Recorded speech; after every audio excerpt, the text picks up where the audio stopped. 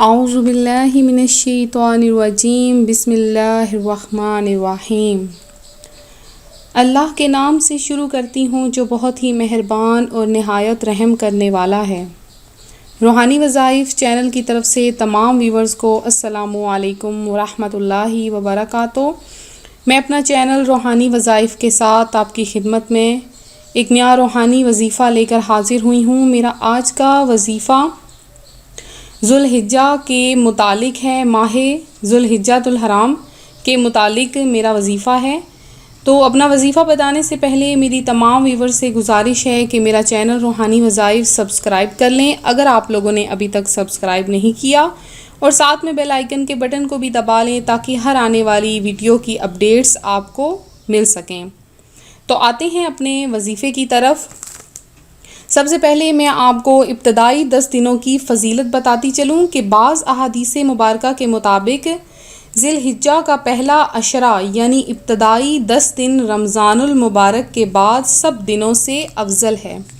تو میرے اللہ نے ذی الحجہ کے پہلے عشرے کی 10 راتوں کی قسم کھائی ہے کہ ہر رات کی قسم کھائی ہے۔ 2 راتیں ایسی ہیں جن کو اللہ تعالیٰ نے خاص مبارک رکھا ہے۔ ایک دونوں عیدوں کی راتیں یعنی لیلۃ الجائزہ یعنی عید الفطر کی رات جس کی صبح عید ہوگی، ایک اس عید الاضحیٰ کی رات۔ میرے رب نے 10 راتوں کی قسم کھائی ہے۔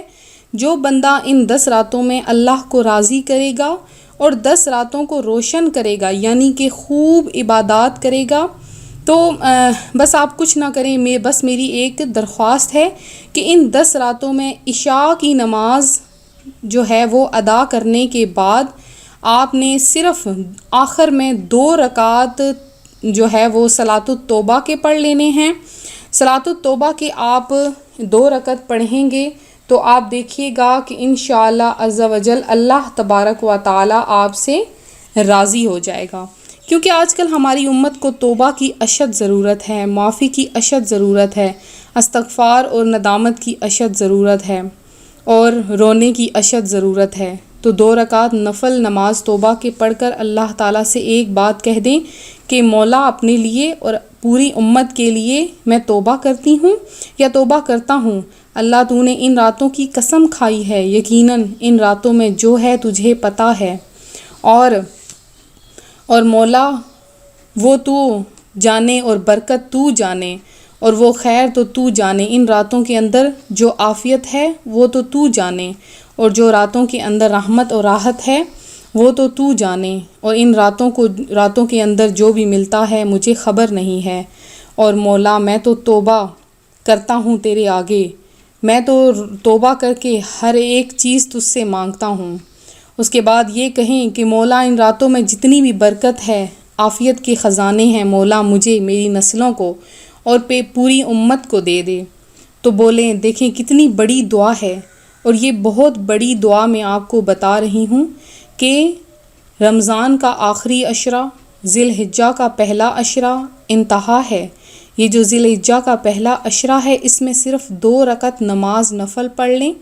نیت کون سی؟ توبہ کی، اور اللہ سے توبہ کی نیت کر کے ان 10 راتوں میں اللہ جو تیرے خزانوں میں برکت اور عافیت ہے وہ یہ کہیں کہ اے میرے مولا مجھے تو عطا کر دے۔ حدیث کا مفہوم ہے کہ ایمان کے بعد سب سے قیمتی چیز عافیت ہے۔ آج جو آپ کو روٹی مل رہی ہے آپ کو ملتی رہے، کل آپ کو کسی کرائسس میں جھٹکا نہ لگے۔ آج ارب پتی ہیں کل کک پتی ہو گیا، آج باپ کے پاس ہے کل اولاد کے پاس نہیں ہے۔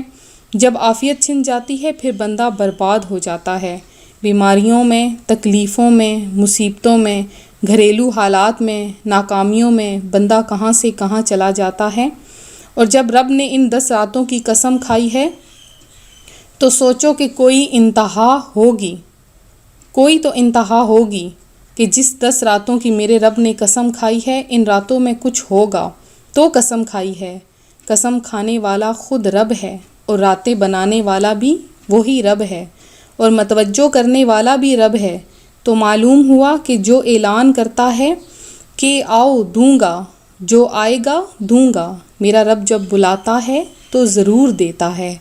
مولا ان 10 راتوں میں جو برکت اور عافیت تیرے خزانوں میں موجود ہے مجھے خبر نہیں، پر دے مجھے اپنی شان کے مطابق بیٹے، اولاد، رزق، صحت، نعمت، عبادت، اس کے بعد ندامت، آخرت، کلمہ، ہدایت، یہ ان 10 راتوں میں جو تیرے خزانوں میں برکت اور عافیت ہے مجھے مولا وہ سب دے دے۔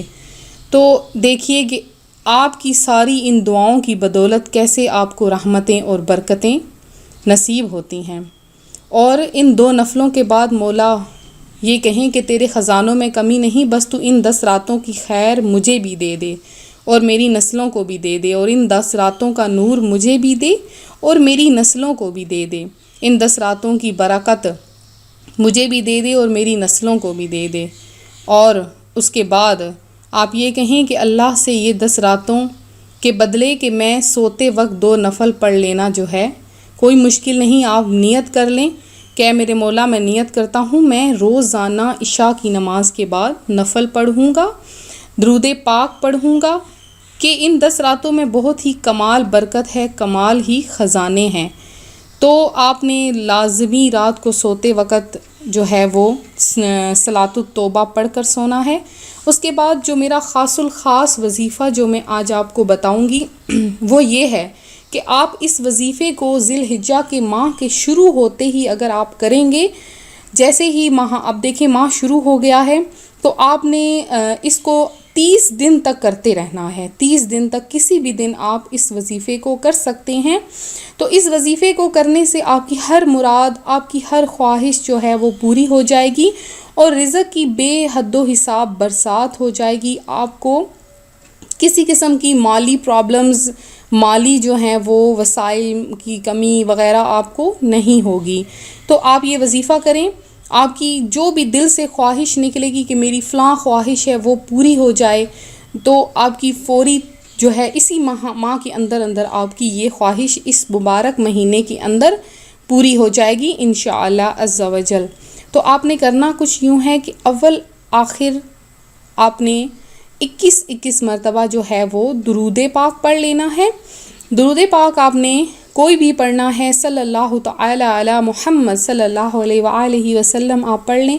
تو یہ درود پاک پڑھنے کے بعد آپ نے 1 مرتبہ سورہ یاسین شریف کی تلاوت کرنی ہے، سورہ یاسین شریف کی تلاوت کرنی ہے۔ اور اس وظیفے کا وقت وہ بھی میں آپ کو بتا دوں کہ صبح فجر کی نماز کے بعد اور مغرب کی نماز کے بعد آپ کسی بھی وقت کر سکتے ہیں، دونوں وقتوں میں، یا فجر کی نماز کے بعد کر لیں یا آپ مغرب کی نماز کے بعد اس وظیفے کو کر لیں اور اللہ تبارک و تعالیٰ کی بارگاہ میں گڑ گڑا کر دعا مانگیں، تمام حاجیوں کا وسیلہ مانگیں، نبی پاک علیہ الصلوۃ والسلام کا وسیلہ مانگیں، انشاءاللہ عز و جل آپ کی ہر حاجت، ہر خواہش پوری ہو جائے گی اور رزق کی برسات ہو جائے گی انشاءاللہ عز و جل۔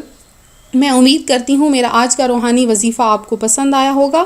اسی طرح سے مزید روحانی وظائف حاصل کرنے کے لیے آپ ہمارا چینل روحانی وظائف ضرور جوائن کریں اور لائک کے بٹن کو پریس کرنا مت بھولیے گا۔